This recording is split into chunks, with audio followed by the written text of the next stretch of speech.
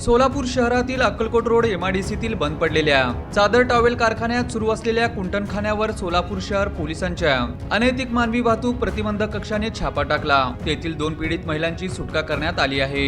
यात चालक महिलेस अटक करण्यात आली असून न्यायालयाने तिला 1 दिवसाची पोलीस कोठडी ठोठावली आहे। सोलापूर शहरातील अक्कलकोट रोड एमआयडीसीत एक टॉवेल चादर कारखाना 4-5 वर्षांपूर्वी भावांच्या वादात बंद पडला होता।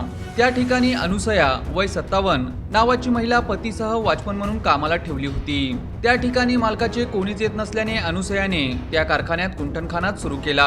ग्राहकांच्या पसंतीनुसार अनुसया परिसरातील महिलांना कारखान्यात बोलावून घेत होती। याची माहिती खबऱ्याकडून शहर पोलिसांच्या अनैतिक मानवी वाहतूक प्रतिबंधक कक्षाला मिळाली होती। त्यानुसार पोलिसांनी बनावट ग्राहकाला पैसे देऊन त्या ठिकाणी पाठवून खात्री केली।